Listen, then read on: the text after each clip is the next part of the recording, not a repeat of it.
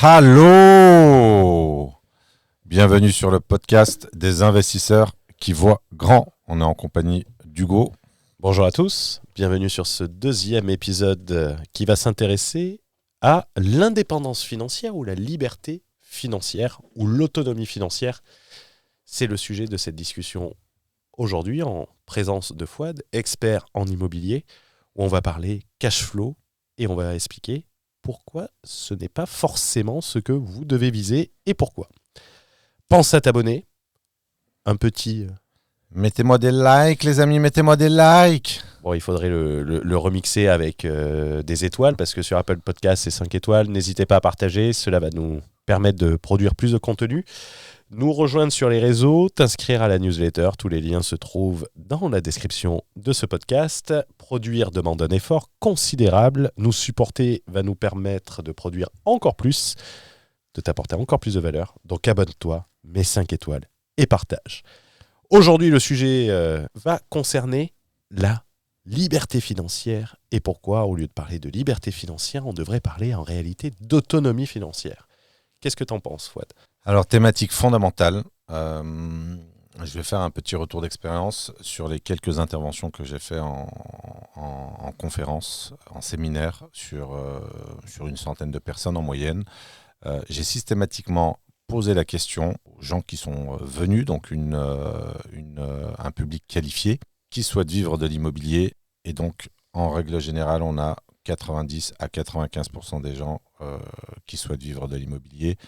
Évidemment, vivre de l'immobilier pour bénéficier d'une alternative financière, ce qui signifie que le sujet est central.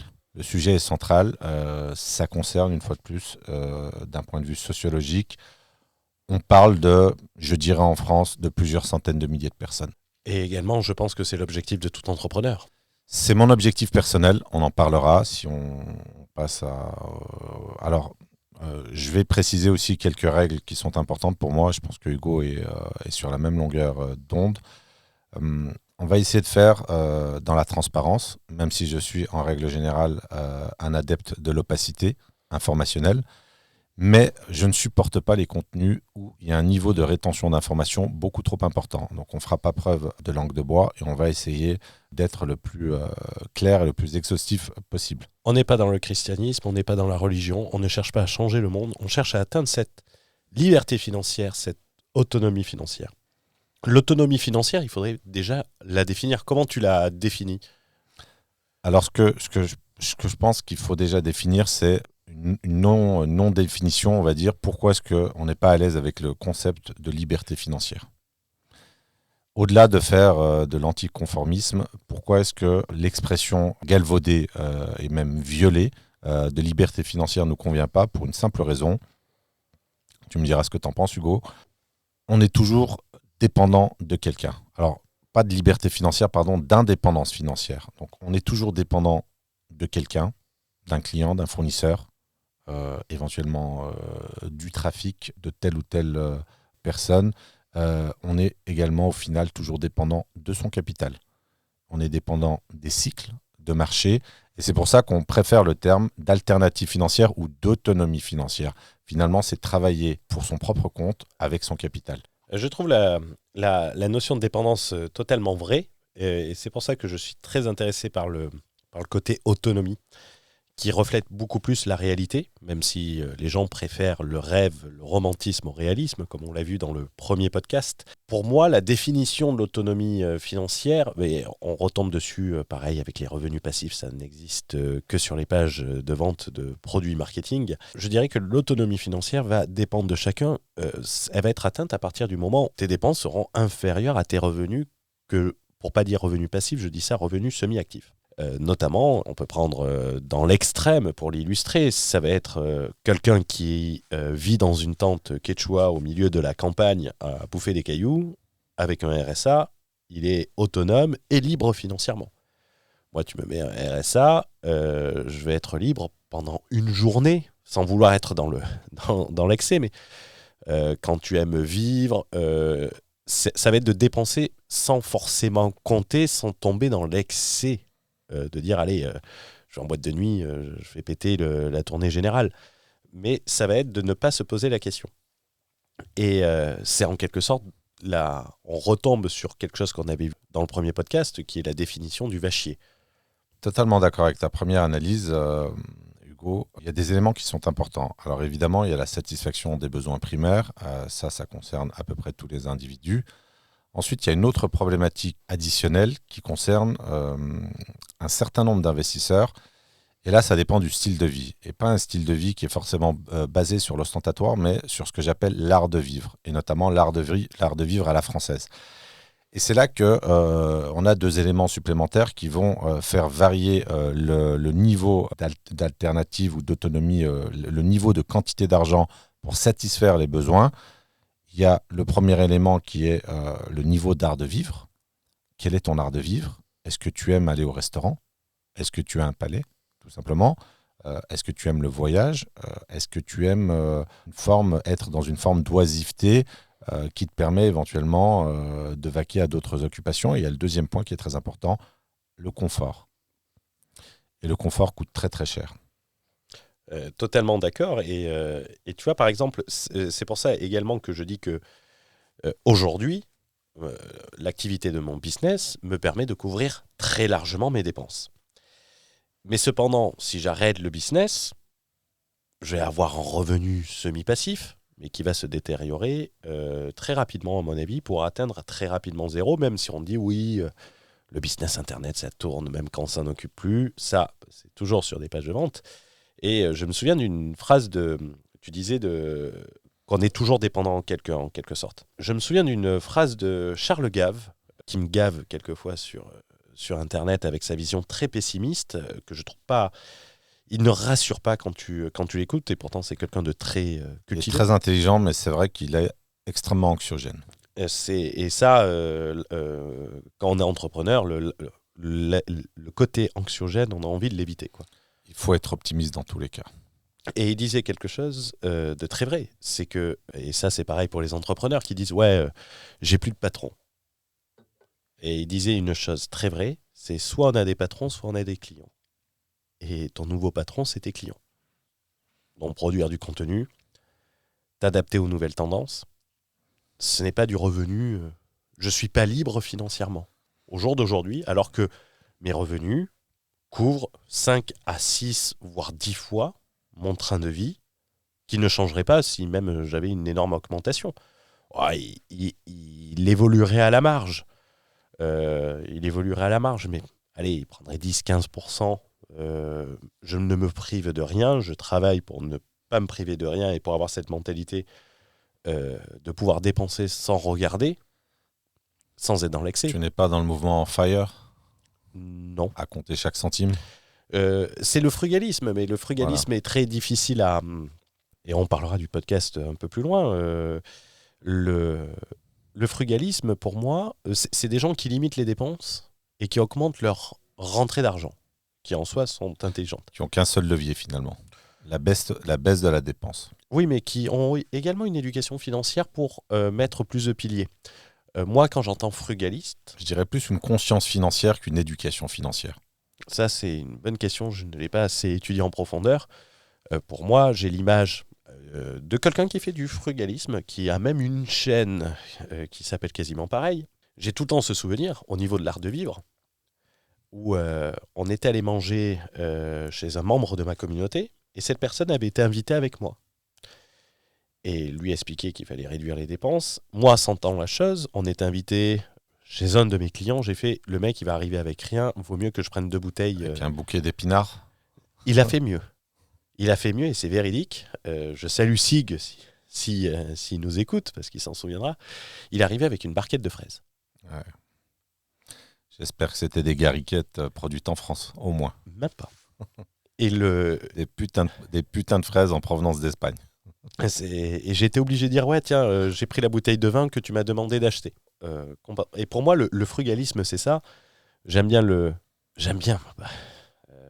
S'il y a des gens qui sont sur ce mouvement, ils vont me détester, mais on ne travaille pas pour se priver.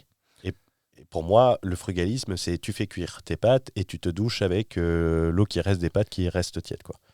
C'est intéressant ce que tu racontes en termes d'anecdotes. En fait, je pense que ces gens-là ont un niveau de conscience financière élevé, mais que la stratégie principale est basée sur la privation et sur la baisse des dépenses, et que les marges de manœuvre consistant à augmenter les revenus est quasi inexistante. Alors, c'est pas valable pour tout le monde, mais avoir une conscience financière est un premier pas. Par contre, se concentrer sur un seul levier, c'est un peu la pub de Free. Je ne sais pas si tu t'en rappelles.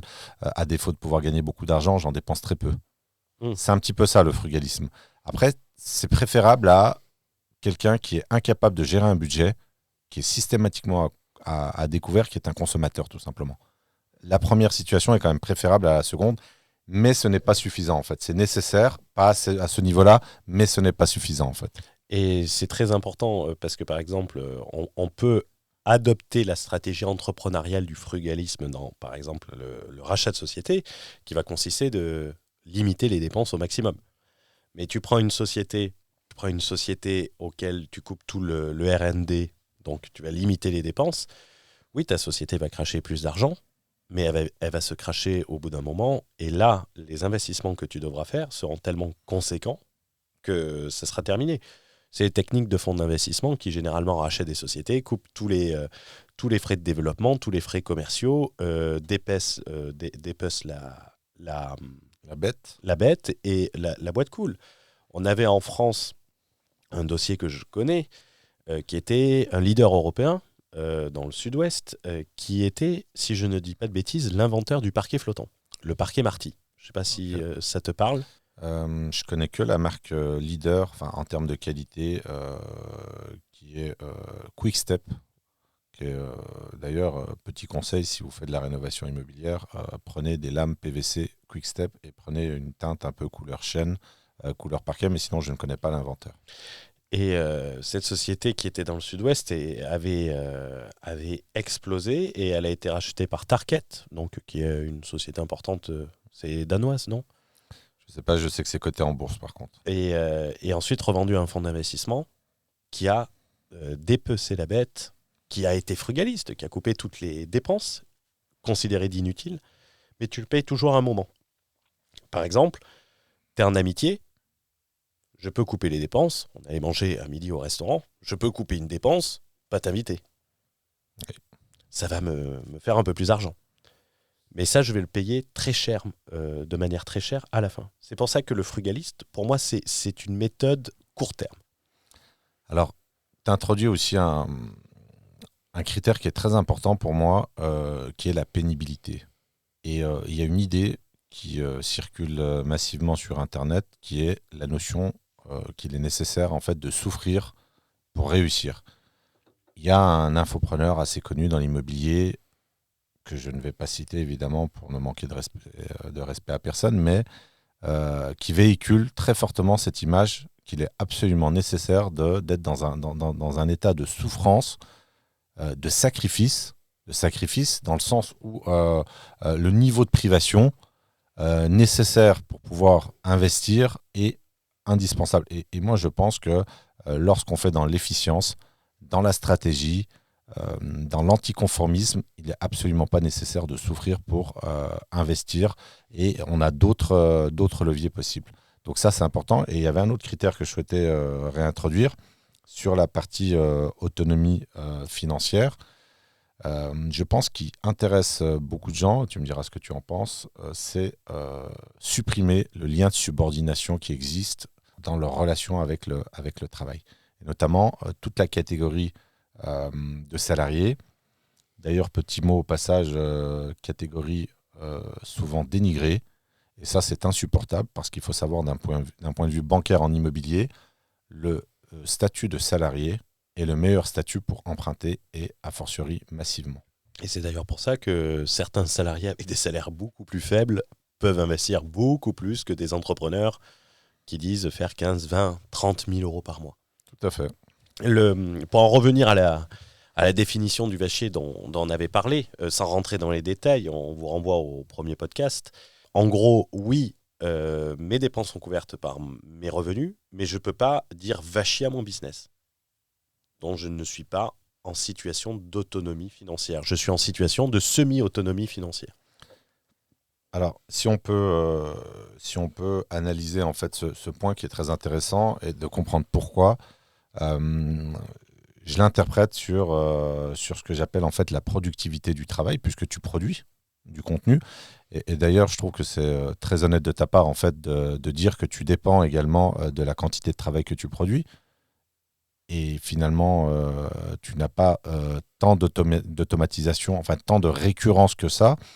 Ça signifie simplement que l'importance d'avoir des revenus issus du capital, où on a donc ce qu'on appelle une productivité du capital, qui va être finalement supérieure à la productivité du travail.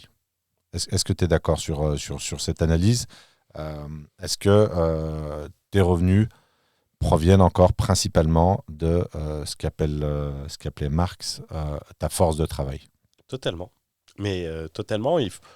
Après, bien évidemment, j'ai des placements boursiers. Mais la bourse, c'est comme tout. Les gens disent beaucoup quand ils gagnent. Alors moi, j'ai une bonne période depuis le début de l'année. On en parlait hier. Mais on ne peut pas se dire que je vais gagner ça tous les mois. Il y a des fois où j'ai perdu. Où j'ai perdu plus que ce que je gagnais dans l'année. Mais ça, non. Heureusement, je ne suis pas dans la vente d'investissement. Donc, je peux me permettre de le dire. Bon, si on prend une notion générale, mais tu vois, la bourse, de la manière dont je la fais, on est exactement presque dans un travail. C'est une pression mentale. C'est une pression mentale. Hier, j'étais en perte sur la position, je l'ai tenue, ça m'a travaillé. Je suis allé au restaurant, j'étais passé un peu en vert. Ce matin, je me suis levé, je suis Charge bien en vert. mentale. C'est une charge mentale. Et pour le faire, il faut avoir soit énormément de capital pour pouvoir en vivre. Pour pouvoir en vivre, je parle. C'est-à-dire pouvoir couvrir mon train de vie. Si demain, je mets un budget en bourse de 1 million d'euros, 1 million, 1,5 million, oui, j'arriverai à travers mes propres stratégies à me tirer un revenu pour pouvoir en vivre. Alors, question, un revenu à travers la variation du capital ou un revenu à travers les dividendes? D'essayer de couper la variation du capital. Parce que moi, je prends des positions et je fais très simple. Je prends des positions qui sont sur de l'indice. Donc, je mise pour l'indice ou contre l'indice. Donc, je vais pas rentrer dans les détails des sociétés. Je veux faire quelque chose de simple sur une vision que je pense être la mienne. Je fais pas de forex et tout ça. C'est de l'indiciel. C'est un peu comme on en parlera sur l'immobilier. Tu peux prendre des effets de levier qui sont plus importants sur de l'indiciel, parce que ça varie beaucoup moins qu'une action indépendante. C'est comme, par exemple, acheter un appartement pour la location courte durée ou acheter un immeuble de rapport. Ça sera plus facile de financer un immeuble de rapport qu'un studio que tu veux faire un Airbnb. Tout à fait. Si tu es transparent avec la banque sera allergique au mode d'exploitation qu'elle considère être professionnel, aléatoire, volatile. Et donc, effectivement, ça risque d'être plus problématique. Et en matière d'autonomie financière, moi j'aime bien prendre un exemple dont je tairai le nom, qui expliquait le principe de la liberté financière au travers de quitter la rat race, qui est une expression française, je ne vise personne. Mais en réalité, ces personnes-là ont changé une rat race contre une autre rat race. Ils sont passés du métro boulot dodo au Lambeau System.io dodo. System.io qui est l'outil pour faire les tunnels de vente sur Internet. Alors, c'est intéressant, on a analysé ce cas et on va vous partager notre diagnostic. Il faut savoir que j'ai fait une intervention au Mastermind d'Hugo au mois de janvier, le mois dernier en fait, non, maintenant on est le 2 mars, donc au mois de janvier fin janvier 2023. Pourquoi est-ce que cette personne a encore cette forme de rat race? On en a parlé évidemment, et pourquoi selon toi il a translaté d'un modèle à un autre suite à certains choix guidés par le fiscal? Alors Hugo est en train de se poser la question de savoir si c'est une question piège ou pas. Non, et je trouve que en fait, une bonne transition pour la suite et ce qu'on va introduire dans ce podcast, c'est qu'il a favorisé le flux de trésorerie à l'enrichissement. Alors, il y a ça, et il a favorisé surtout l'optimisation fiscale au développement patrimonial. Et finalement, il a été privé, en quelque sorte, de la constitution d'un patrimoine beaucoup, mais beaucoup plus important que ce qu'il a pu faire pour une raison très simple. Il s'est privé finalement du levier le plus important qui est le levier bancaire, avec une expatriation précipitée qui l'empêche finalement d'emprunter. Et en fait, ça fait la bonne transition sur le cash flow versus l'enrichissement. Favoriser le flux de revenus, gagner plus, soit par l'augmentation de son chiffre d'affaires, soit par la réduction de sa charge fiscale. Souvent, il ne reste que la charge fiscale sur laquelle jouer pour de nombreux entrepreneurs. Et on retrouve un peu ça en immobilier. LCD versus investissement antifragile. Le cash flow versus l'enrichissement, le flux de trésorerie versus s'enrichir. Gagner sa vie versus le fait de s'enrichir. Ça va être le sujet de ce podcast et on va en parler au travers du rachat de société versus la reprise de société et on parlera de l'immobilier sur la LCD. Sur la LCD, sur la colocation, sur le co-living, toutes les stratégies agressives qui ne visent qu'à augmenter le cash flow et finalement se concentrer sur la moins bonne des pistes qui permet réellement de s'enrichir. Question. On va rentrer dans l'immobilier. J'emprunte 1 million sur 20 ans. Mon investissement me rapporte combien si j'ai une rentabilité de 10% sur le bien que j'achète à crédit? Alors un financement totalement à crédit. Totalement à crédit. C'est une excellente question et j'ai posé un calcul mathématique pour faire une démonstration rigoureuse et qu'il n'y ait pas de débat ou d'ambiguïté. Il faut savoir que la majorité des investisseurs finalement tentent d'avoir ce qu'on appelle en fait un 110%, c'est-à-dire d'emprunter la totalité de la somme pour pouvoir investir en immobilier. Et donc partant de ce principe, de ce postulat, investir 1 million d'euros à 110%, c'est-à-dire que la somme a été totalement levée à crédit, financée à crédit, à 10% de rendement, 10% de rendement annuel et réitéré pendant plusieurs années. Prenons un cas extrême durant la totalité du remboursement du prêt. Et je ne parle pas de 10% de rendement 1 mois ou 2 mois en juillet ou au mois d'août, je parle de 10% tout le temps. Donc c'est une performance qui est déjà, je dirais, 4 à 5 points supérieure à la performance moyenne nationale en France. Donc la personne qui fait 10% de rendement et qui a investi son million d'euros à crédit va dégager un cash flow qui est inférieur au seuil de pauvreté en France. Et pour être très précis, on parle, avec l'augmentation des taux d'intérêt, on parle d'un cash flow qui tourne aux alentours de 500 à 600 euros par mois. Donc question, Hugo, la personne qui souhaite remplacer un revenu de 2 millions d'euros. 2 millions d'euros. Alors là, j'ai fait un peu le Serge Benamou, pardonnez-moi. La personne qui veut remplacer un salaire de 2000 euros. Il doit investir 4 millions. 4 millions d'euros. Donc là, vous avez un baromètre. Vous avez un baromètre de ce que j'appelle l'intensité d'investissement nécessaire pour aller remplacer un salaire de 2000 euros. Il est nécessaire d'investir 4 millions d'euros placés à 10% de rendement brut. Et ça, personne n'en parle. C'est très intéressant parce que j'ai entre mes mains un chef-d'œuvre littéraire dont je tairai le nom. Qui fera l'office peut-être d'un pur sang. Je ne pense pas. Faites entrer le tocard du mois et il sera en tocarde. Tocarde, alors. On est non-genré chez nous. Non-genré, qui sera peut-être en pole position. C'est très marrant parce qu'on arrive sur le chiffre de 4 millions pour remplacer un salaire de 2000 euros par mois. Le livre que j'ai entre les mains s'intitule « Vivre de l'immobilier ». Vivre de l'immobilier, qui a été écrit par un infopreneur ou une infopreneuse, et une formation également à ce sujet. Et c'est le montant de son encours bancaire. Tout à fait. Donc techniquement, elle dit vivre et montrer son train de vie, parce qu'elle montre son train de vie qui est colossal. On est d'accord. Grosse voiture. Villa californienne. Déplacements réguliers. Beaux fringues. belles chaussures, belle vie. Son train de vie est un train de vie de quelqu'un entre 10 et 15 000 euros par mois.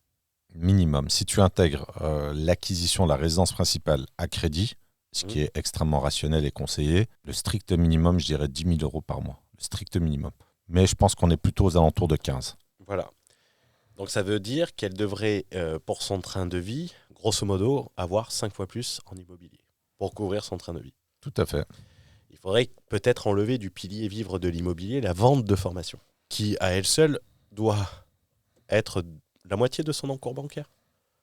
Je pense. C'est quelqu'un qui cartonne et on respecte évidemment sa performance. Félicitations à lui ou à elle. Voilà. Mais la question est très intéressante, Hugo. Elle permet d'introduire des critères vitaux pour toute cette quantité d'investisseurs qui souhaitent vivre de l'immobilier. Et si on reprend et d'ailleurs c'est marrant parce que j'ai déjà posé la question à certaines personnes en ayant fait le calcul en amont, et il y a des gens en fait qui oublient tout simplement qu'il y a un prêt à rembourser tous les mois. Il y a des gens qui vont vous répondre, qui vont te répondre, Hugo, 6 000, 7 000, 8 000, 10 000. 10 000 euros par mois. Donc on a une confusion entre le rendement et le cash flow. Et c'est très intéressant parce que je fais également une intervention en tant que coach dans une académie tenue par une amie à moi, et donc c'est pour lui rendre service. Je fais un coaching d'1 heure, 1h30 tous les 15 jours, et j'observe l'égarement, on va dire, pas l'égarement, mais la quête qu'ont ces gens en fait sur cette partie d'alternative, de liberté, d'indépendance financière, et intuitivement, ils comprennent qu'il manque quelque chose en fait dans l'équation. Et ce qui manque, ce qu'il faut comprendre absolument, et je vais insister sur ce point-là, mettez-vous vraiment à l'esprit qu'1 million d'euros, et c'est colossal parce qu'on parle d'un chiffre qui est symbolique, 1 million d'euros. Et pour reciter d'ailleurs un rappeur que j'apprécie beaucoup, SCH, franco-allemand, 1 million d'euros, c'est pas si ambitieux. Pourquoi ? Parce que 1 million d'euros, c'est 500 euros de cash flow par mois. Par contre, 1 million d'euros, et on en parlera tout à l'heure, c'est grosso modo 3 500, 4 000 euros d'amortissement du capital mensuel. C'est-à-dire 7-8 fois le cash flow. Donc se concentrer sur la création d'actifs et non la génération du flux de trésorerie. Je vais même plus loin que ça. Pour moi, il faut oublier le cash flow. Le cash flow n'est pas un paramètre suffisamment pertinent dans la course ou le chemin à l'enrichissement. Se délester, finalement, virer le cash flow, et ça c'est très audacieux, c'est-à-dire qu'on est sur un axe de réflexion qui est à contre-courant et de manière frontale avec ce qu'on entend à longueur de journée sur les réseaux sociaux. Oubliez le cash flow. Vous n'allez pas vous enrichir avec le cash flow. C'est une erreur, et on va parler des déviations de cette focalisation obsessionnelle sur le cash flow. Le cash flow, s'il y en a, il doit absolument servir à une seule chose, à une soupape de sécurité pour alimenter des besoins imprévus, tout simplement. Et le cash flow positif ne pourra jamais être plus important que la création de l'actif, qui est l'amortissement du capital. Alors on va aussi peut-être parler on va parler aussi de la stratégie en immobilier qui permet éventuellement d'envisager de vivre de l'immobilier. Tu souhaites qu'on en parle maintenant, Hugo ? Non, mais on peut rester un peu sur la sous-jacente de la stratégie purement cash flow, qui, selon moi, va réduire mécaniquement ta capacité d'emprunt et donc ta capacité à créer de l'amortissement financement. Très, très intéressant. Non seulement ça va te freiner sur l'accumulation du capital par le biais de l'amortissement du capital, mais ça va carrément te freiner, et c'est une sous-conséquence également, ça va te freiner dans ton développement patrimonial. Parce que quand tu es concentré, excusez-moi l'expression, mais je le pense, quand tu es concentré à gagner des petites sommes tel un gagne-petit, on appelle ça plutôt un mange-petit dans le Jura, d'où je viens, dans le Jura français. Malheureusement, je ne viens pas du Jura suisse. Donc, quand tu es concentré à aller récupérer quelques centaines d'euros de cash flow mensuel, tu te détournes de la principale source d'enrichissement qui est le développement de ton patrimoine, et si possible de manière exponentielle, et on le verra peut-être sur ce podcast ou à travers d'autres podcasts, un développement exponentiel qui est tout à fait possible lorsque tu as les bonnes stratégies, lorsque tu as la bonne intention, le niveau de concentration, le niveau d'intelligence qui va avec tes ambitions. Merci beaucoup parce que en plus, et ça on va en parler, on va parler de la conséquence également sur le rachat de société parce qu'on va essayer de faire le parallèle tout au long des podcasts entre ces deux activités qui sont très similaires, très différentes mais très similaires en soi. La question se pose lorsque tu vas sur une stratégie purement cash flow, la question va se poser du retournement de marché. Je prends en exemple un article que j'ai trouvé à la préparation de ce podcast, qui est une proposition de loi qui a été déposée par un député de la NUPES des Pyrénées-Atlantiques, Iñaki Etchaniz, désolé pour avoir écorché son nom, qui vise notamment à mettre un gros coup de canif au Airbnb, notamment en passant le nombre de jours de location de 120 à 60 et en faisant sauter la location courte durée de non-gîtes ruraux, si j'ai bien lu. L'abattement, tu veux dire? De l'abattement de 71% des revenus. Si tu bases une stratégie sur la location courte durée, ou même qu'il y ait une interdiction de faire ça, tu vas te retrouver avec un bien où tu as calculé le rendement par rapport à la location courte durée, où tu peux avoir un retournement, et en ayant ce retournement, c'est se tirer une rafale de Kalachnikov dans le pied. On ne parle même pas de balle dans le pied. Parce que comme on l'a vu dans le premier podcast, qu'on t'invite à écouter, les banques ont une très longue mémoire. Et tu en as fait l'expérience avec ta première liquidation judiciaire. Alors, c'est plus qu'une mémoire, c'est une consignation informationnelle, c'est-à-dire que toutes les informations sont consignées pour une durée indéterminée. Et il n'y a pas de grâce, il n'y a pas de période où on va oublier. D'ailleurs, c'est marrant parce que ce que tu dis est très intéressant parce que un des premiers réflexes de l'affaire Michel Ohaillon, dont on a parlé sur les faillites de Gosport, de Camaïeu et probablement des Galeries Lafayette, une vingtaine de points. Le premier réflexe, le premier élément, des gens avertis, des gens sensibilisés à l'importance du capital, que ce soit du capital propre ou du capital emprunté, donc des fonds propres, des quasi-fonds propres ou des fonds empruntés, il va se griller auprès des banques. Il va perdre la confiance. Perdre la confiance des banques est la pire erreur que puisse commettre un investisseur. Et a fortiori un investisseur immobilier où l'effet de levier est fondamental. Et pour prendre un autre exemple de personnes un peu plus au-dessus de Ohaillon, qui est bien au-dessus de nous, évidemment. Qui est bien au-dessus. On est plus proche des mecs au RSA que de Ohaillon, pour reprendre une expression de mon boss. Et Ohaillon est plus proche du mec au RSA que de lui. C'est Patrick Drahi, l'empereur de la dette. Qu'est-ce qui a favorisé son développement? C'est sa capacité à rembourser. Et à restructurer. Mais à rembourser. Et c'est pour ça. Le Kaiser du crédit, l'empereur du crédit, l'empereur français du crédit à l'encours faramineux de 50 milliards d'euros. Qui dort mieux et qui dit que ceux qui empruntent pour la France sont bien meilleurs que lui. Ceux qui lèvent des fonds pour la France. Parce qu'avec un bilan qui est le bilan de l'État français, lever autant de dettes, ça relève plus du miracle que de lui. Mais il est très intelligent. Rien que pour ça, je trouve que cette focalisation sur le levier bancaire traduit son niveau d'intelligence. Des choses à rajouter sur location courte durée? La location courte durée, je ne suis pas fondamentalement contre. Mettre un appartement ou deux dans un parc immobilier, ça peut se justifier. J'ai moi-même ma résidence principale sur Besançon qui est en location courte durée. Pourquoi ? Parce que c'est un pied-à-terre lorsqu'on rentre. C'est une résidence principale. C'est pas bête, c'est pertinent dans ce cas-là, mais 100% d'une stratégie en location courte durée, c'est suicidaire. Ça pose également un autre problème qui n'est quasiment jamais évoqué, qui est l'énorme charge mentale que représente cette activité. Alors on va vous expliquer évidemment qu'on peut déléguer, on peut déléguer à des agences, à des conciergeries, mais déléguer ne va pas venir vous retirer la totalité de la charge mentale qu'occupera ce business dans votre esprit. Il y a aussi des problématiques qui sont encore plus graves, à mon sens.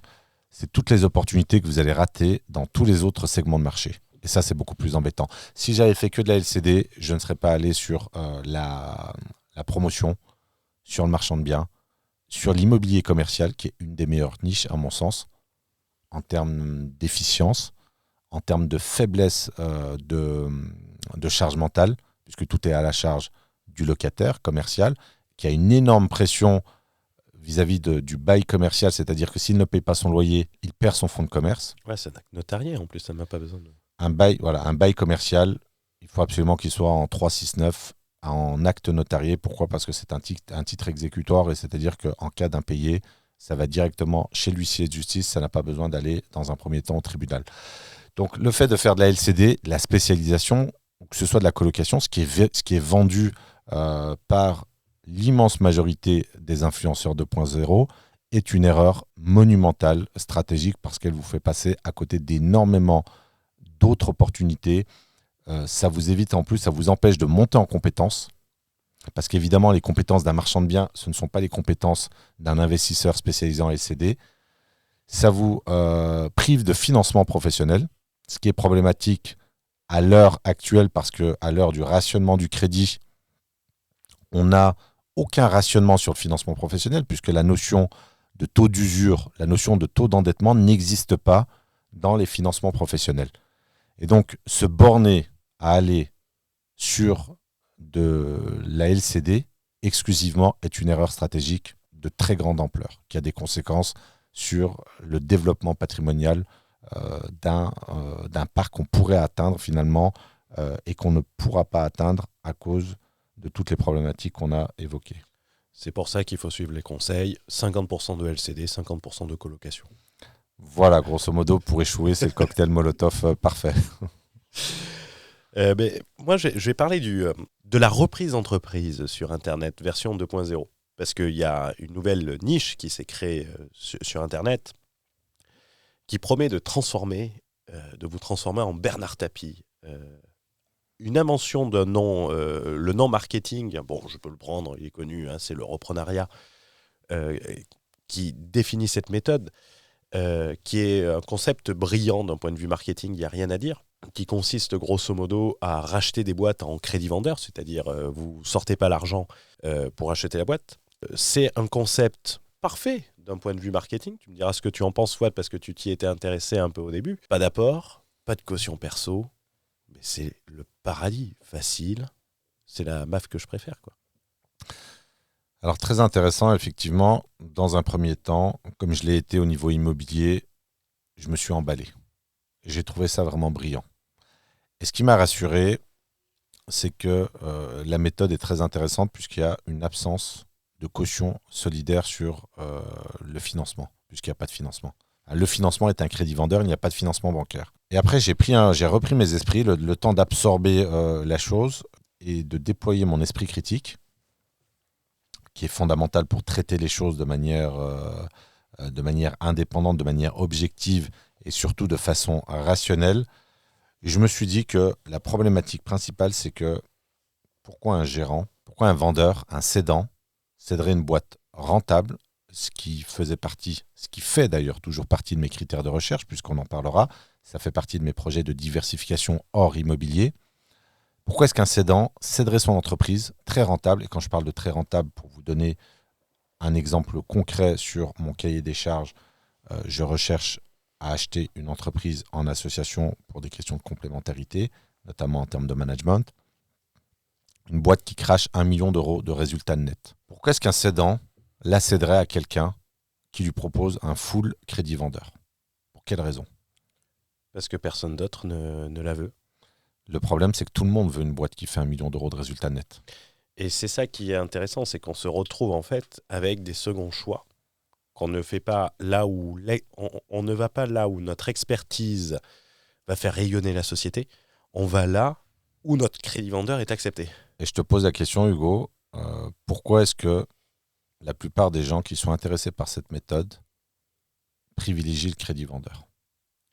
Le filet de sécurité et croire qu'ils ne risquent rien ?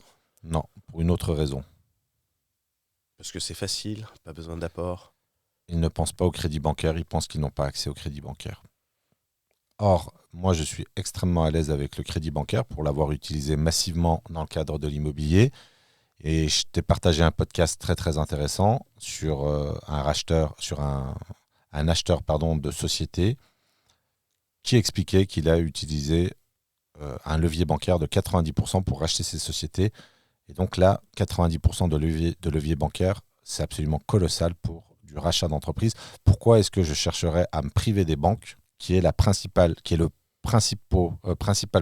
outil d'enrichissement? Là, je parle bien d'outils d'enrichissement, le levier bancaire. Pourquoi se priver des banques alors que le robinet est ouvert pour racheter de l'entreprise? Moi, j'ai même allé plus loin. J'ai même allé plus loin que toi. Je considère que c'est indispensable. Pourquoi indispensable? Comme disait Sarkozy. Mais je vais vous le dire. C'est que l'obtention du financement sur un projet de rachat de société, c'est pour moi la première barrière à la faisabilité du projet. Si tu n'arrives pas à convaincre des banques d'obtenir un financement, qu'est-ce que tu veux essayer? D'aller reprendre une société en crédit vendeur et qui dit pas de responsabilité. Quand on dit pas de responsabilité, si tu fais des erreurs de gestion, que tu ruines la boîte, il faut pas oublier la notion de responsabilité du gérant, la notion de banqueroute. La faute de gestion, La faute de gestion. ou l'acte anormal de gestion. Et tu crois que le mec qui t'a vendu la boîte en te faisant un crédit vendeur, il va pas se faire un plaisir de venir te chercher tes biens? Totalement d'accord. Et moi, je vais même encore plus loin. Pourquoi est-ce que le crédit bancaire est préférable? Pour une simple raison. Quand on parle de pont entre l'immobilier et le rachat de société, souvent, il y a de l'immobilier commercial qui va englober cette opération de rachat d'entreprise. Et c'est donc un autre vecteur d'enrichissement, c'est-à-dire qu'on peut solliciter deux financements au lieu d'en solliciter qu'un seul. Au lieu d'un crédit vendeur, on peut se retrouver avec deux leviers bancaires, un pour le rachat d'entreprise et un pour l'immobilier, où la banque est très à l'aise avec cet actif tangible qu'elle a l'habitude de traiter.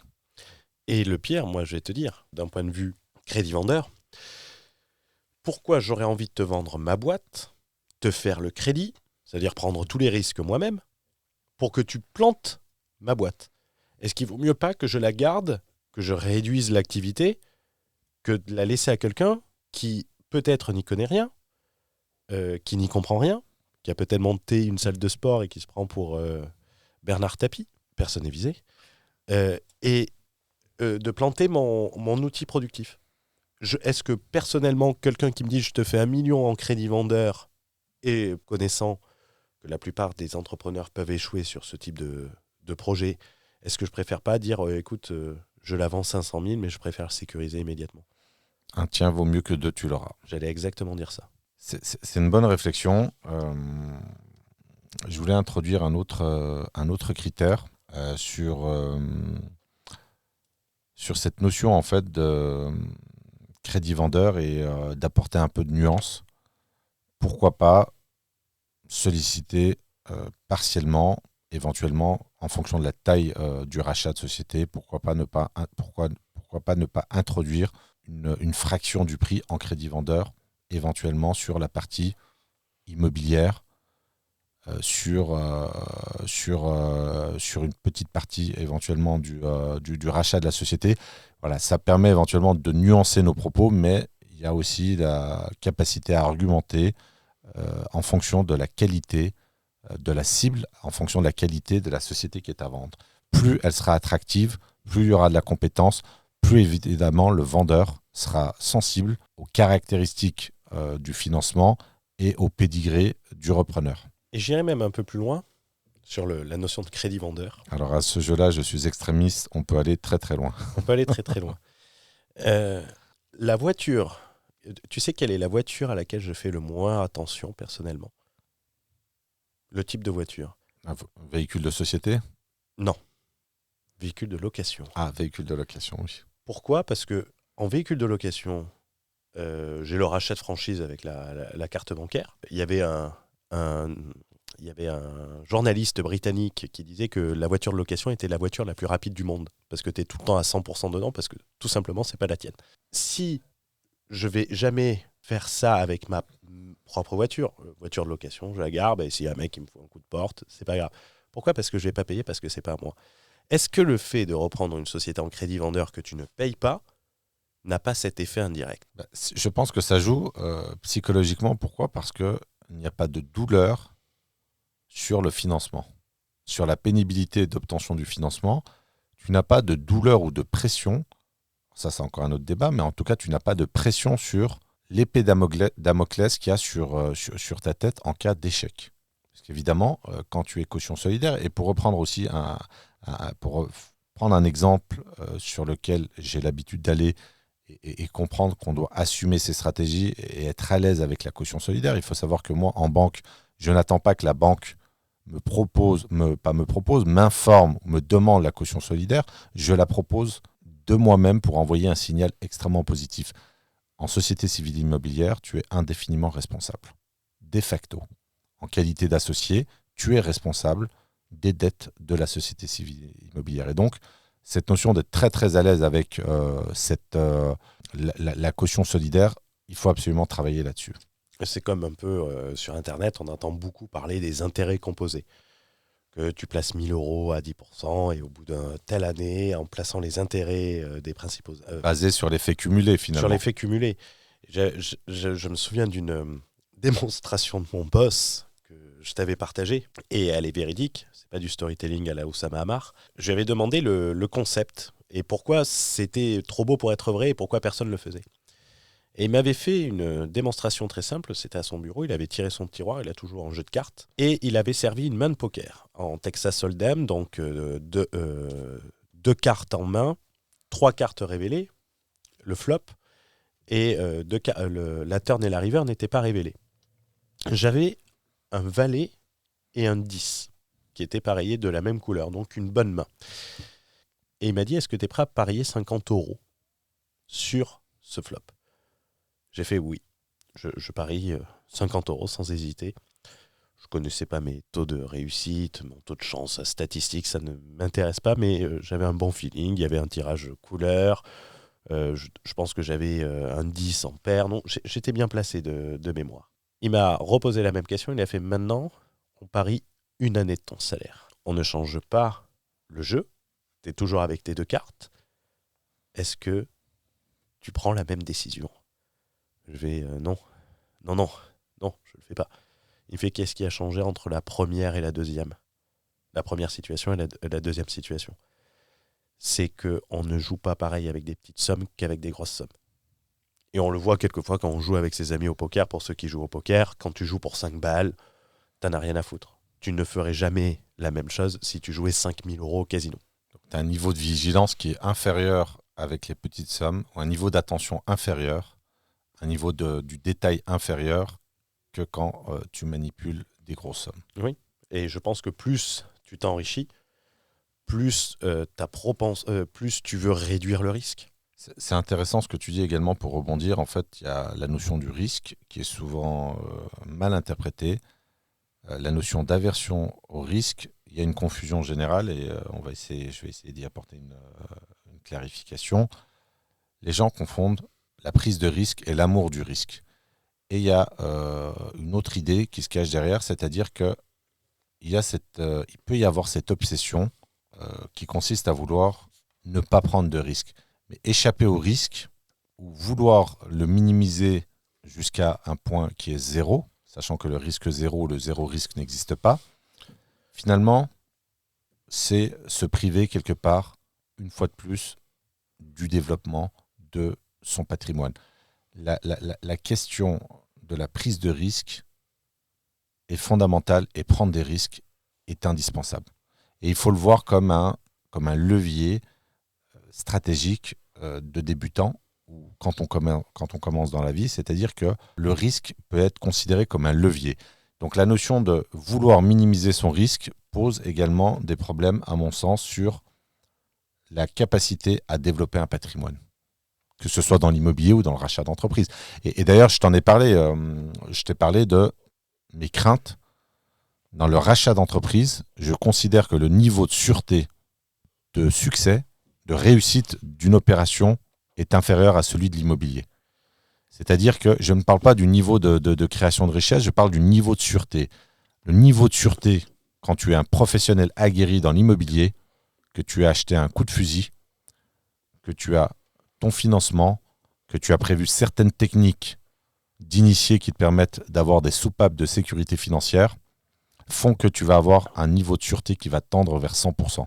Alors 100%, ça n'existe pas, comme le zéro risque n'existe pas. Par contre, le 100%, tendre vers le 100% de réussite sur le rachat d'entreprise n'est pas possible pour moi, évidemment, mais ce qui me fait peur, c'est que, et je suis totalement transparent, c'est que le niveau de risque dans le rachat d'entreprise est supérieur au niveau de risque de l'immobilier. Et je ne mets pas en concurrence une discipline par rapport à une autre, puisque pour moi, les deux sont intéressantes, et tout entrepreneur devrait se constituer un patrimoine. Et donc, j'ai aussi psychologiquement tenté un peu de fuir sur cette prise de risque en se disant je ne peux pas me permettre de perdre mon capital. Alors, d'abord, tu ne mets pas tout ton capital, premièrement. Alors, la caution solidaire sur le capital qui est emprunté. Tu as un actif on peut être concret, par exemple, sur une opération, une boîte qui fait 1 million de résultats nets, combien ça vaut à peu près, à la louche? À la louche, ça dépend le type de société, ça dépend l'activité. Un business classique, disons. On part sur 3 ans de résultats nets. T'es agressif là quand même. 3 ans de résultats nets? Non, je pense pas. Moi, je dirais au moins un coefficient multiplicateur de 5. On va dire 5 millions d'euros. Donc potentiellement, tu empruntes, tu mets 1 million d'euros. Ou même pas. 500 000, tu dirais? Entre 500 000 et 1 million, tout dépend de l'activité. Disons 500 000 euros. Donc tu as quand même une caution solidaire sur 4,5 millions. Si tu as 5 millions d'euros de capital, d'actifs nets, tu risques quand même 90% de ton capital. Tu risques 90% de ton capital, mais tu ne prends pas en compte le capital de la société. Les immobilisations. Les immobilisations, tu ne vas jamais planter 4,5 millions, ou sinon tu as très mal acheté. Ou tu as très mal géré. Les deux vont ensemble. Mais c'est impossible, techniquement, à part d'acheter une société qui prétend avoir un brevet et que tu achètes le brevet 5 millions d'euros finalement, et que ça ne vaut plus rien ensuite, une perte de 100% sur une société est quasiment impossible. Non, mais c'est un exemple, on va dire, plus ou moins théorique, mais qui met en évidence aussi cette peur, finalement, de ce refus, cette crainte de prendre des risques dans des disciplines. Et dans l'immobilier, contrairement à ce qu'on pense, chez les débutants, elle est très présente. Énormément de débutants ont peur d'investir dans l'immobilier. Et toi-même, tu m'avais expliqué que ça te faisait très peur d'investir compte tenu des montants. Ah, mais c'est pas les montants qui m'inquiètent. Et c'est très marrant. C'est très marrant que tu le dises. C'est que ce qui me fait peur sur l'immobilier est premièrement mon incompétence. Et je pense, et ça tu l'avais dit, j'avais beaucoup aimé cette citation que tu avais fait ou cette phrase. Pour réussir, il faut être conscient de sa propre incompétence. Donc déjà, je ne le connais pas. Ce qui me fait peur sur l'immobilier va être le manque d'effet de levier. Je ne parle pas de bancaire, je parle d'optimisation. Ah, de marge de manœuvre. De marge de manœuvre. Demain, qu'est-ce qui se passe si on décide de construire, je ne sais pas, j'ai une vue dégagée, on construit une tour en face, ou on me met un camp de Rome en face de chez moi. Je n'ai pas cette marge de manœuvre. Dans une société, par exemple, on parlait de Speedy hier, la personne qui a racheté Speedy, la marge de manœuvre qu'il avait, qui était une société très déficitaire, c'est de développer des nouveaux services à forte valeur ajoutée. Speedy, il a commencé sur le pot d'échappement en 1983, je dirais. Il faisait que du pot d'échappement. Est-ce qu'aujourd'hui, ils font, même avec le retour des filtres à particules, ça a été les pneumatiques. Et lorsque moi, j'ai intégré la société, les deux activités qui ont été rajoutées étaient la climatisation, très forte marge, et la réparation de vitrage. Est-ce que tu connais le coût de réparation d'un éclat sur ton pare-brise et le coût facturé à l'assurance? Alors, j'ai fait 10 ans d'automobile. Je sais que généralement, tu as des gens qui absorbent, tu as des garages qui absorbent ou des carrossiers qui absorbent même ton niveau de franchise. Donc, j'imagine que sur le remplacement du pare-brise, mais sur... je ne sais pas, ça coûte peut-être 50 ou 100 euros avec la résine. La résine, intervention et tout est sur à peu près entre 10 et 20 balles. En termes de coût? En termes de coût. D'accord. C'est facturé entre 100 et 100, à l'époque, entre 100 et 150 euros à l'assurance. Donc très rentable. Très rentable. Et qui nécessite une certaine technologie. C'est le développement de nouveaux... c'est beaucoup plus facile de bouger même une très vieille entreprise. Et on le voit on peut faire des effets multiplicateurs qu'on ne pourra difficilement faire sur l'immobilier. À part si demain, tu as Brad Pitt qui demande en mariage Angelina Jolie dans ton appartement et qui va donner la valeur à ton appartement ou que c'est le dernier endroit ou des choses comme ça.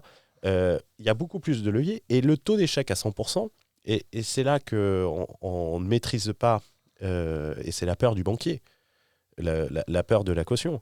Il y a une autre chose qui fait très peur aux banquiers, c'est le droit de la faillite. Oui. Et le droit à la faillite neutralise les cautions. Ah, je ne le savais pas ça. Tout simplement parce que le but de la sauvegarde, qui a été instituée en France sur le principe du Chapter 11, c'est de sauver les emplois parmi tout. Et les banques, elles vont étaler leurs dettes sur la durée du plan. Et c'est la décision collective qui s'applique aux individuels. Donc tu as tout le temps cette cartouche. De toute façon, moi, je sais que ma peur sur la caution solidaire sur le rachat d'entreprise n'est pas totalement rationnelle, même si comparativement, j'estime que je prends beaucoup moins de risques en immobilier, en dépit du fait que je suis extrêmement audacieux et que des prises de risques, il y en a eu évidemment, mais ça se travaille tout simplement de toute façon. Ça se travaille par le biais de la stratégie, par le biais des connaissances, du développement des compétences, etc. Moi, par exemple, tu vois, j'ai un truc tout bête. J'achète un appart. J'ai l'image du Français qui regarde BFM Télé. Le mec, il décide de ne pas me payer, il me squatte pendant 2 ans. Alors statistiquement, les impayés représentent 2 à 3% des loyers payés par les locataires. Donc 2 ou 3%, ça reste anecdotique et tu as des garanties de loyer impayés pour te prémunir contre ce risque. Mais au-delà de ces statistiques, l'idée, je pense, la plus importante, et on se rejoint là-dessus, c'est de ne pas opposer les business, et l'immobilier est un dénominateur commun de tout. C'est une nécessité. De tous les processus d'enrichissement faits par les entrepreneurs. Je ne sais pas si tu es d'accord là-dessus. Totalement, et je considère que pour faire du rachat, je dis qu'il faut même avoir de l'immobilier pour avoir un certain train de vie. Pas d'être dans les 500 euros et le seuil de pauvreté, mais c'est de pouvoir allonger les délais lorsqu'on reprend une boîte. Sur une boîte, on est sur des délais 5 à 7 ans, généralement, stratégie, financement également. Et c'est pour ça également que je ne suis pas d'accord avec la notion de reprenariat et de crédit vendeur. Parce qu'en fait, tu reprends là où le mec accepte, sous prétexte que tu n'as pas payé. C'est-à-dire qu'en fait, tu n'apportes aucune expertise. Tu n'apportes aucune possibilité de grosse plus-value. Tu prends surtout le même risque. Parce que si la boîte se plante, et si tu plantes la boîte, et c'est encore plus facile de planter une boîte de 3 employés, que tu reprends, sous prétexte, il n'y a pas besoin d'aller voir les employés. Je n'ai jamais vu un chef d'entreprise ne pas gérer ses employés et ne jamais y être. C'est sa principale préoccupation en cas de cession. C'est lorsque tu reprends une société, généralement, sur ce type de société, tu vas perdre 20, 30, 40% du chiffre d'affaires qui est réalisé par le gérant, qui n'est plus là. Alors, tu peux dire, ouais, tu peux le faire garder pendant 1 an et tout ça. Tu parles des petites structures, donc. Des petites structures. Et en reprenariat, tu ne vas pas reprendre...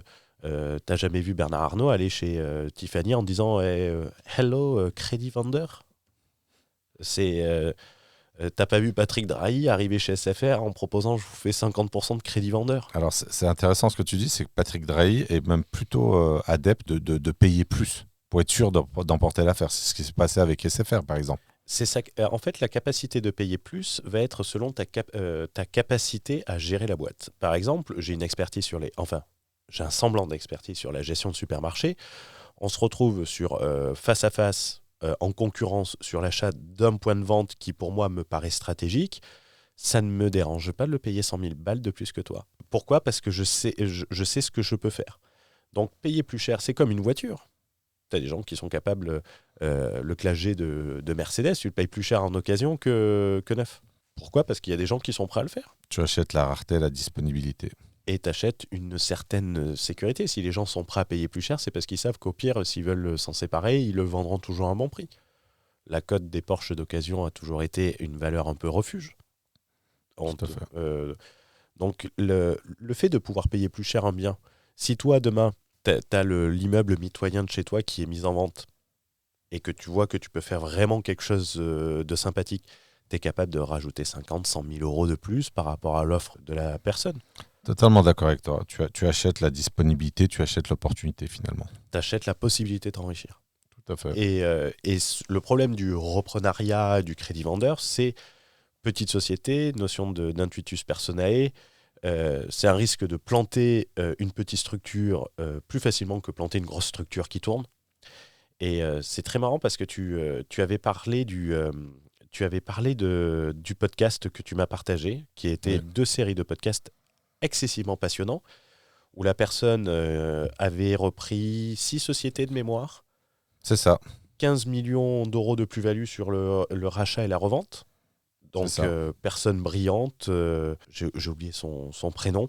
Ce qui est marrant, lorsqu'on écoute ces 6 achats, il y a un seul achat qui a réalisé près de 70% de ses plus-values. Les 5 autres achats, ça a été des petites boîtes, où notamment il avait parlé d'une boîte d'assurance, où une personne clé est partie. Une personne clé sur un effectif de 4 personnes, c'est 25% de ta masse salariale. Et le mec a été obligé d'aller faire de la gestion de sinistres qu'il ne connaissait pas. Pourquoi prendre des risques sur des petites structures et te flinguer ton historique, te flinguer tes possibilités pour ce que tu appelais tout à l'heure du gain petit? Je suis totalement d'accord avec toi. Et pour faire un parallèle avec l'immobilier, pourquoi se faire chier à acheter un studio quand on peut acheter un immeuble ? Mais et regarde, moi, quand on a parlé de ma stratégie, qu'est-ce que je t'ai dit ? Moi, ce qui m'intéresse, c'est l'immeuble de rapport mixte. Alors, c'est bien que tu parles de ça parce qu'on introduit un critère qui est très important et vous verrez dans le podcast, dans les podcasts, on essaye d'introduire une grosse dose de stratégie et il y a la notion de dimensionnement. C'est-à-dire dimensionner une stratégie en fonction de son pédigré d'investisseur. C'est-à-dire qu'il faut faire très attention à ne pas être sous-dimensionné ou surdimensionné. Et ce qu'on peut observer souvent, il y a un sous-dimensionnement. C'est-à-dire que vous allez avoir de l'influenceur 2.0, formateur, qui va proposer à un entrepreneur d'acheter. Je te coupe. Pseudo-formateur. Formateur ou déformateur ? Alors, formateur au sens formaté. D'accord. Donc, formateur au sens formaté. Vous allez avoir, j'avais l'exemple d'un Marseillais connu dans le monde de l'infoprenariat qui proposait systématiquement les mêmes produits, quel que soit le profil d'un investisseur.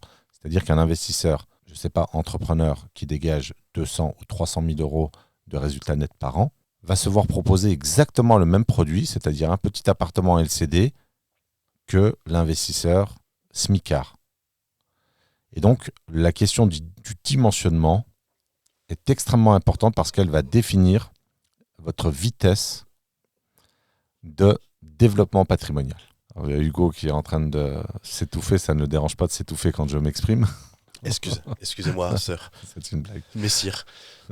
C'était une anecdote, je ne sais plus où c'est que j'ai vu ça et quelqu'un s'étouffait et la personne l'avait regardé, je lui avais dit, ça ne vous dérange pas de vous étouffer quand je parle ? Moi, là je finis de m'étouffer, je t'en mets une. Tu vois. Donc voilà, donc la question du dimensionnement est fondamentale. Ne vous trompez pas, et j'ai eu en mentorat, puisque je ne sais pas si j'en ai parlé, mais je suis mentor immobilier. J'accompagne, je crois que j'en avais dit un mot, j'accompagne des gens ambitieux à développer un patrimoine dont l'unité de compte est en millions d'euros. Et donc la première chose que je fais lors de la séance de découverte, c'est de dimensionner la stratégie au potentiel financier de l'investisseur. Et ça, c'est très important parce que on parlait de pénibilité et d'efficience. Plus c'est sous-dimensionné, plus la pénibilité dans le déploiement de la stratégie sera importante. Et plus c'est dimensionné, moins ça sera pénible.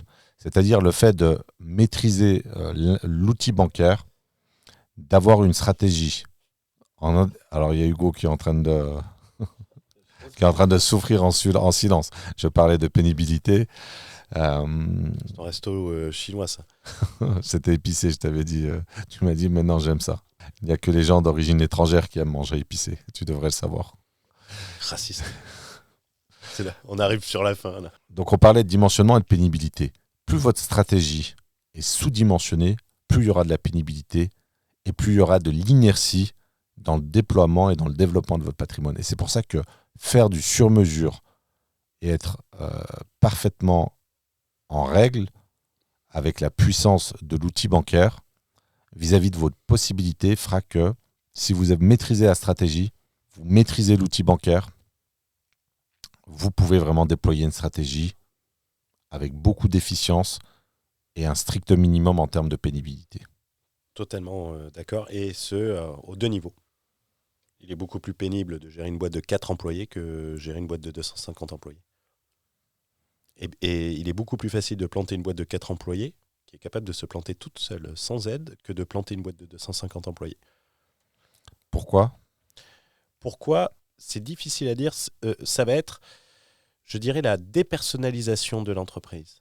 La déshumanisation. C'est-à-dire qu'en fait, une entreprise de 250 employés va être gérée par pôle. C'est-à-dire par pôle de service, un pôle vente, un pôle production, un pôle après-vente. Par département. Par département. Et c'est structuré. Exactement. Et ces pôles sont entièrement autonomes.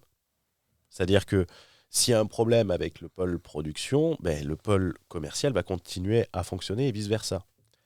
C'est-à-dire que lorsqu'on enlève la personne, la tête de la société, en réalité, ça continue à fonctionner. Si tu enlèves un gérant, un gérant d'une petite structure, c'est lui qui fait 70% du travail. Tu décapites la tête finalement de gestion. Tu décapites la tête. C'est comme si moi, tu m'enlèves de l'activité Internet. Les gens sont pas attachés à ma personne, je ne me mente pas. Je suis pas dans le mannequinat et dans la publicité. Mais tu as raison. D'où la difficulté de revente d'une société d'infoprenariat bien connue. La société d'infoprenariat, elle est intuitus personae. On parle d'intuitus personae même dans certains contrats. Il y a des financements, par exemple, qui sont liés à la personne du gérant, puisque quand tu as une caution, tu as une société, tu as une caution personnelle, elle est intuitus personae. S'il y a un changement de gérant, la dette devient immédiatement exigible. D'où l'intérêt. Moi, ça me fait rigoler quand les mecs font des vidéos sur YouTube qui parlent de racheter une société à 50 millions sans faire de due diligence. Oh là, j'ai fait une offre, s'il est d'accord, là, on signe les papiers. C'est exceptionnel. C'est fantaisiste ou c'est exceptionnel ? Ça relève de la science-fiction. Mais le pire, c'est... Donc on est très loin du réalisme. On est dans le romantisme. On est limite dans de la pornographie. Là. C'est pour dire, c'est hardcore. Hein, mais ne vous mettez pas, moi j'ai l'habitude de dire et c'est ce que j'avais dit au Mastermind, ne vous mettez pas des barrières et des excuses. Ne visez pas vers le bas, visez vers le haut. Et ensuite, avec l'ingénierie, et on en avait parlé avec un des membres qui avait des gros projets sur le Mastermind, je tairai son nom puisqu'il voulait rester anonyme, où on a dit, mais t'as ça ? Mais t'imagines ce que tu peux faire avec ça. Sous-dimensionne pas, ne surdimensionne pas pour autant, mais fais quelque chose à la juste valeur. Surtout que c'était quelqu'un qui voulait économiser son temps.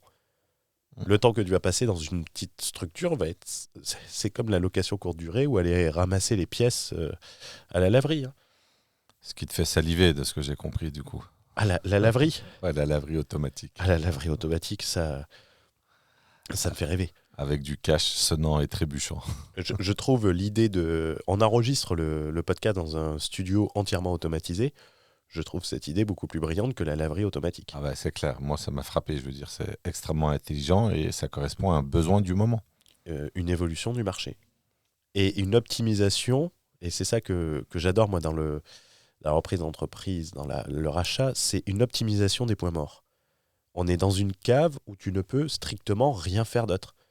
Tu vas pas mettre une laverie ici et faire descendre la femme avec sa panière de linge. Avec 5 ou 10 kilos de linge. Voilà. Surtout là, si tu as une panne d'électricité, la femme, elle est un peu inquiète dans cette cave. Mais c'est une optimisation du point mort. Et c'est ça que fait un entrepreneur. C'est de regarder ce que tu peux rajouter. Et c'est pour ça que j'ai plus d'affection pour plus d'assurance. Je serais beaucoup plus à l'aise d'aller sur un projet de rachat de société à 10 millions d'euros que d'aller sur un projet immobilier à 10 millions d'euros. Il faudrait faire les deux. Non, mais moi, là où j'ai travaillé sur moi, c'est la définition de la société qui peut m'intéresser en termes de rachat. Et tu as mis le doigt sur quelque chose de très important qui est la taille critique ou la taille minimum qui va me permettre de rester dans une forme d'efficience. Ma plus grande crainte, pour être précis, est de perdre en termes de qualité de vie. C'est-à-dire que ce qui est très important pour moi, et j'en avais parlé, tu avais relevé cette notion qui t'avait frappé, c'est de conserver une qualité de vie et donc de caper mon ambition, parce que je ne souhaite pas que mon ambition soit malsaine dans le sens où elle viendrait grignoter, on va dire, elle viendrait attaquer ma qualité de vie qui est fondamentale. Et un des indicateurs principaux de ma qualité de vie est le temps de qualité que je passe avec mes enfants. Et la notion que j'ai repris dans une scène de film qui est remarquable, il était une fois l'Amérique, je crois, avec Robert De Niro, qui est la notion de disponibilité. Quel est ton niveau de disponibilité ? Quelle est ta disponibilité si un membre de ta famille a besoin de toi ? Est-ce que tu es en train de tapiner en vendant ta force de travail ou est-ce que tu es disponible immédiatement ?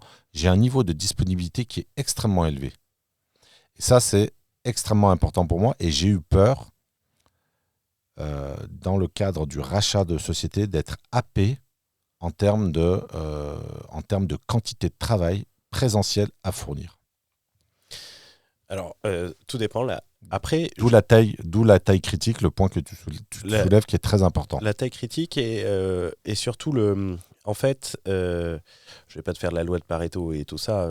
Celui-là aussi, il a été violé. Je ne peux plus l'entendre, la loi de Pareto. Je tolère uniquement l'optimum de Pareto et je vous laisse rechercher pour ceux qui ne connaissent pas. Dire que tu ne vas pas y aller serait mentir. Alors non, là on est dans la radicalité, effectivement on est dans le mensonge. Je ne pense pas qu'on puisse reprendre une société à ce niveau et se dire, bah tiens, je vais faire exactement comme avant et je ne mettrai pas une minute de travail supplémentaire. Je n'y crois pas. C'est pas possible. Moi, je vais plus le considérer comme une opération de sacrifice temporaire. Moi, je te parle plus de travailler comme un Américain. Ah non. C'est-à-dire 80 heures par semaine, ce qui est quand même le cas, ce qui est la norme.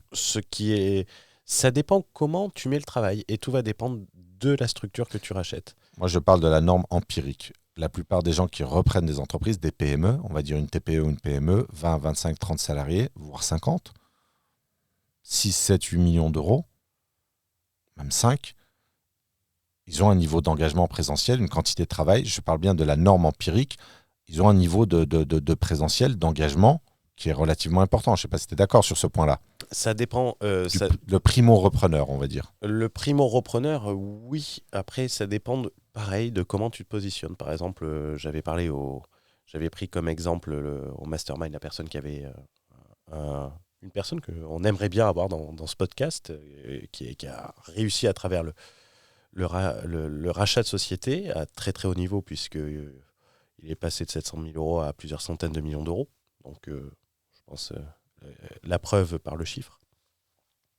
Il a racheté une société récemment. Bon, il a un peu mal fait, mais bon, ça c'est pas à moi de le dire.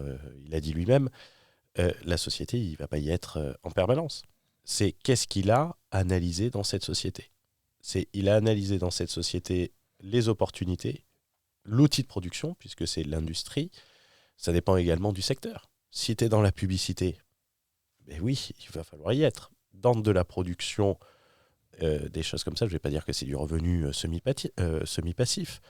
La société qui avait été rachetée en Allemagne par l'entité néerlandaise, on n'y était pas en permanence. Hein. Et elle tournait.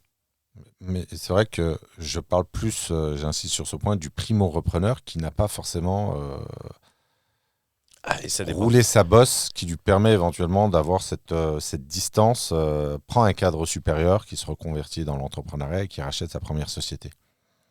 Et lui, il n'est pas entrepreneur déjà. Mais Donc, il le devient. il le devient. Il devient chef d'entreprise. Il devient chef d'entreprise. Tu disais hier que tu avais passé des heures à te former. 7000 heures Environ 7000 heures en 6 ans. en 6 ans. L'employé cadre supérieur qui passe entrepreneur, il change de métier complètement. Il doit apprendre la gestion. Un cadre, même à haut niveau, hein, tu lui demandes de calculer une marge, de calculer un résultat net, il ne sait pas ce que c'est. Il va même pas être capable de te sortir le ratio de marge. Donc il a un travail à fournir. On n'est pas dans une catégorie. Enfin, tu n'es pas. Et, on est déjà des entrepreneurs. Ce travail, on le connaît. L'identification de Pareto, le 20% où il faut mettre la force. T'arrêtes de faire mes muses avec le micro, ça fait du bruit parasite. Ah. On va se prendre une étoile. Je ne bouge plus une oreille alors. Le truc, t'es déjà entrepreneur. Le tout, c'est de dire, tiens, sur cette société, il y a ça, ça, ça à faire. Et ensuite, l'effet de levier, et on le voyait dans le podcast cité, où on voit et c'est ça qui est le plus marrant, c'est que c'est la société qui l'a revendu le plus vite, puisqu'il a été obligé de réinvestir, c'est-à-dire qu'il était en plus-value court terme, c'est-à-dire moins de 2 ans. Et c'était quoi le chiffre? Achat-vente De mémoire, je crois que c'était 1,2 million à l'achat? à l'achat, revendu 8 millions pratiquement. 8 ou 9 millions. Voilà. Et il a fait ça en moins de 2 ans. C'est la société qui lui a pris le moins de temps, où il a eu le moins d'emmerde, et c'était la société qui était la plus grosse. Mais moi, je te rejoins totalement. Et le slogan, un de mes slogans qui me définit et qui fait partie de ma charte graphique, notamment sur mes supports de communication, lorsque je fais des présentations en séminaire ou en mastermind, ma société, pour la citer, qui s'appelle Voir Grand, le slogan est Voir grand, commencer gros, aller vite. Il est hors de question de faire l'équivalent en rachat d'entreprise, l'équivalent en immobilier du studio. Pourquoi se faire chier à reprendre un petit truc si on peut avoir accès à l'outil bancaire, à la création monétaire et racheter des vraies structures qui ont une capacité à être quasiment autonomes. Ouais, le crédit vendeur, on est plus proche de l'achat de caravane et de la location sur Booking. Totalement d'accord, oui. Je pense qu'en crédit vendeur, ce qui serait intéressant, c'est de connaître la quantité déjà de crédit vendeur qui se fait, le nombre d'opérations réalisées et le panier moyen d'achat. Je pense que le panier moyen d'achat, intuitivement, comme on aime les chiffres, panier moyen d'achat, je dirais que c'est 500 000 euros. 500 000 euros, même si tu fais 30%, ça fait que 150 000 euros. Et surtout, tu dégages quoi en termes de résultats? Une entreprise très bien gérée, on ne parle pas des secteurs du luxe, où tu as des vraies marges. 50 000 euros. Voilà, 10%. Difficilement. 10%. Quand tu fais 10% de résultats nets, T'es un dieu. voilà, tu es un bon. Donc 500 000 euros, 50 000 euros. Ça pose déjà la problématique de pouvoir se rémunérer éventuellement, mais moi je raisonne et on n'en a pas parlé, mais on va en parler rapidement.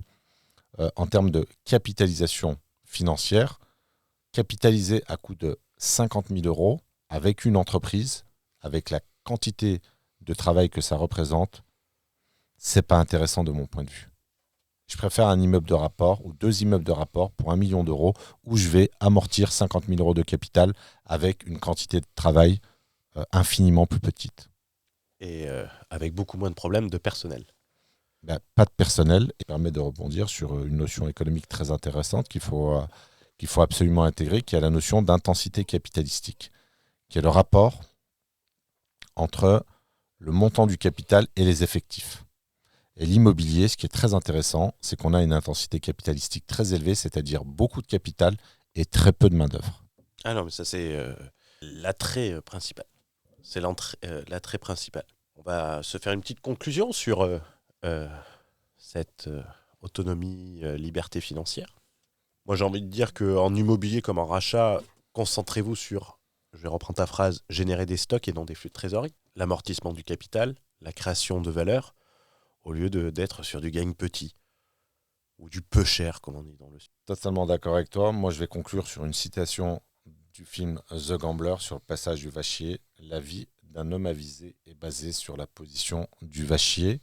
Pour compléter ce que tu disais, ce qui est le plus important dans une stratégie d'enrichissement en termes de capitaux, c'est la maîtrise de l'outil bancaire. Et il faut absolument savoir qu'on est face à ce qu'on appelle en économie un oligopole bancaire.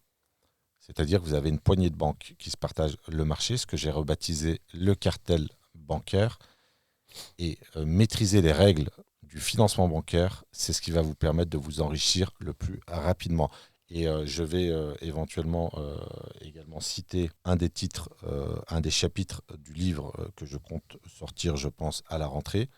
Bon, ça fait 1 an que je dis que je vais le sortir à la rentrée. Quelle année la rentrée? Alors, je vais essayer de faire en sorte, septembre 2023, l'ordre monétaire définit l'ordre social.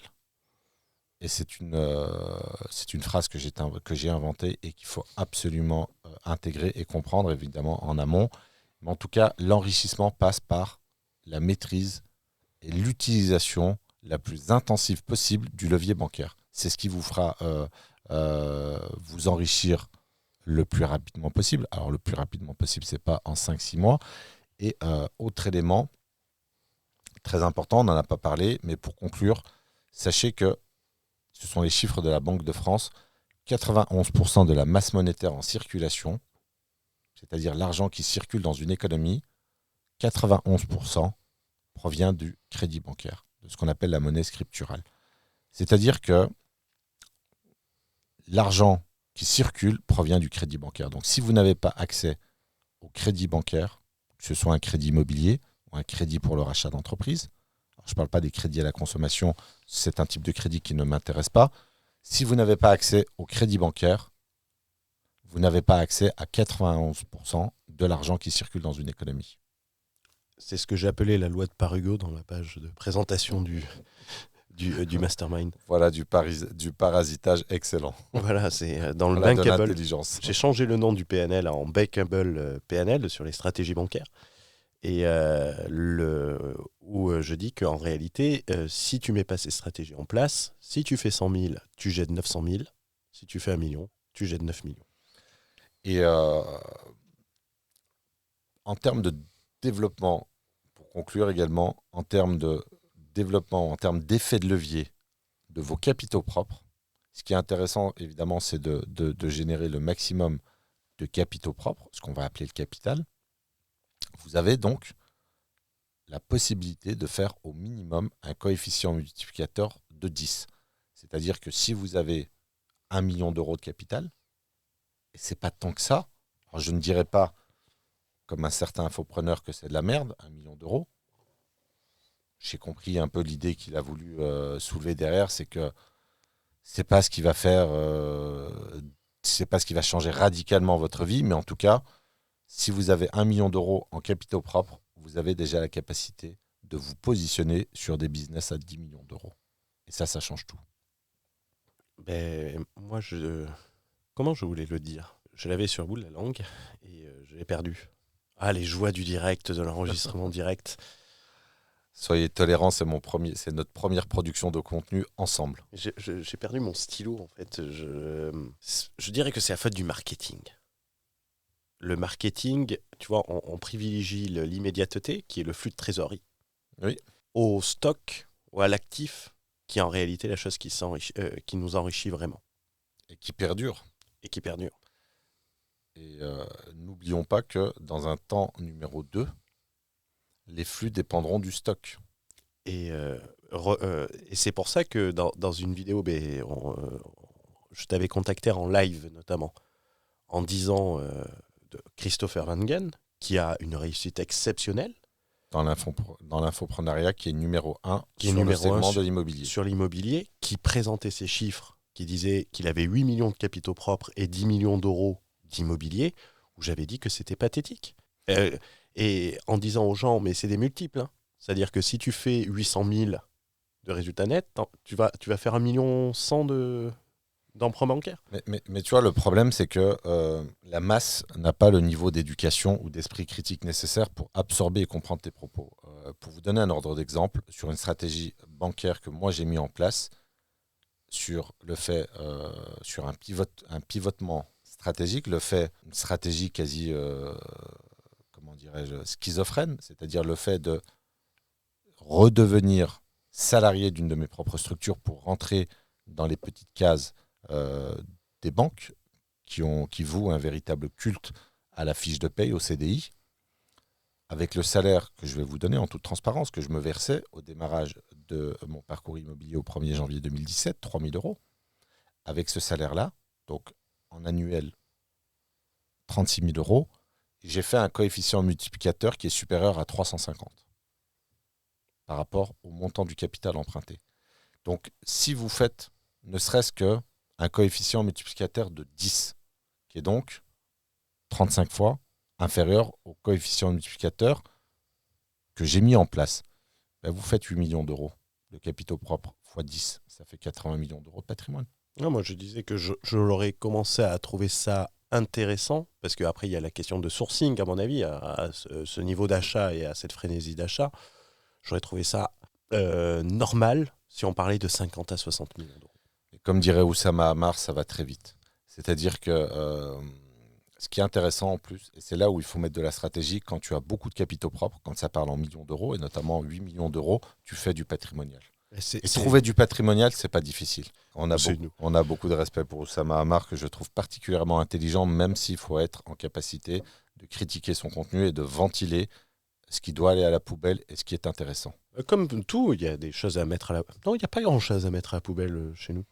Non, il n'y a pas grand-chose, mais il y a des choses qui peuvent être très dangereuses, comme je n'investis pas, je suis partisan d'investir que dans les souvenirs. Le fait de consommer la totalité de ses flux, de ne pas avoir de capital, c'est une erreur monumentale, ce qui le pousse C'est ce qu'il a en fait permanence à générer des revenus, dans à cette être un précarité. consommateur. Il est dans une précarité. Et dans une forme de précarité financière, et c'est dur à entendre pour le commun des mortels de se dire que 500 000 euros de revenus annuels, qui était son revenu, est une forme de précarité.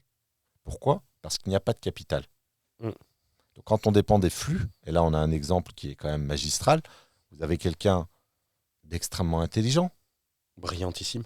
brillant, largement supérieur à la moyenne, mais qui n'a pas de capital et qui, à ce jour, n'a toujours pas compris que la nécessité de se créer un capital était fondamentale. Donc il dépendra toujours de ces flux monétaires et ça va le pousser, malheureusement, à commettre des erreurs parce qu'il n'a pas de capital. C'est ce que j'appelle l'effet Josiane du bois de Boulogne. Ça tapine à 70 ans. Vous remarquerez le contraste entre la noblesse de mon vocabulaire et celle d'Hugo. Et moi, je viens des bas-fonds, monsieur. Mais non, c'est moi à la base qui viens des merde, bas-fonds. putain. Tu n'inverses pas les rôles, c'est moi qui viens des bas-fonds sociaux. Je pense que c'est la fin. Prochain podcast, on parlera, je pense, parce qu'on a évoqué l'horizon temporel. Et je pense que ça fait un sujet sur la reprogrammation mentale pour établir une stratégie réalisable, viable et qui n'est pas soumise à précipitation. Alors l'horizon temporel, concept opérationnel fondamental, l'objectif ça va être de casser la course au court terme, le diktat du court terme présent sur Internet. De l'immédiateté. Voilà, raisonner en mensuel, au plus en trimestriel. Il faut absolument arrêter avec tout ça parce que c'est un frein également supplémentaire au déploiement d'une vraie stratégie dans le temps. Et on parlera de quinquennat, voire de septennat, voire de décennie. Des horizons temporels cohérents avec des vraies stratégies. Et on ne parlera pas en kilos euros, mais en tonnes euros. L'unité de compte restera toujours le million d'euros. Pourquoi ? Parce qu'un million d'euros investi en immobilier à crédit à 10% de rendement brut dégage 500 euros de cash flow. Un RSA. Un RSA, tout à fait. Ça fera de vous un bénéficiaire, l'équivalent d'un bénéficiaire du RSA. Avant, on disait un rébiste, maintenant on dit quoi ? RSA. L'augmentation des taux d'intérêt vous a fait passer de la tranche du SMICAR à celle du seuil de pauvreté et maintenant vous êtes au RSA. Ça fait une parfaite conclusion. C'était Fouad Berlin pour vous inspirer à voir grand sur le podcast des investisseurs qui voient grand. C'était Hugo, celui des bas-fonds. Bonne journée. Et n'oubliez pas, mettez des likes, les amis. Mettez-moi des likes, les amis, mettez-moi des likes.